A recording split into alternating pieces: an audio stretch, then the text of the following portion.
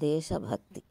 ఒక లాయరు 46 మంది దోషుల్ని ఉరిశిక్ష నుండి విడుదల చేయించాలని కోర్టులో సీరియస్గా వాదిస్తున్నారు.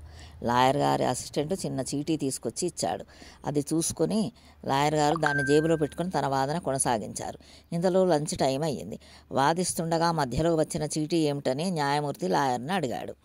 నా భార్య చనిపోయింది జడ్జి గారు అని చెప్పాడు లాయర్ దీనంగా. జడ్జి గారు ఆశ్చర్యపోయి, ఇంకా ఇక్కడేం చేస్తున్నారు, ముందు వెళ్ళండి, ఇంటికి వెళ్ళండి అని అరిచినంత పని చేశాడు జడ్జి. అయ్యా, నేను వెళ్ళి నా భార్య ప్రాణాలు తీసుకురాలేను. ఇక్కడ ఉండి వాదించి 46 మందిని ఉరిశిక్ష నుండి రక్షించగలనేమో కదా అని అన్నాడు లాయర్ ఆశగా. అది విన్న బ్రిటిష్ జడ్జి 46 మందిని వెంటనే విడుదల చేయాలని ఆదేశించారు. ఆ 46 మంది స్వాతంత్ర్య సమర యోధులు. ఆ లాయర్ మరెవరో కాదు, సర్దార్ వల్లభాయ్ పటేల్. ఈ స్థాయి దేశభక్తి ఉంటుందని నేటి ఈ కాలపు దేశభక్తులకు కనీసం అర్థమవుతుందా? ఏమో అనుమానమే.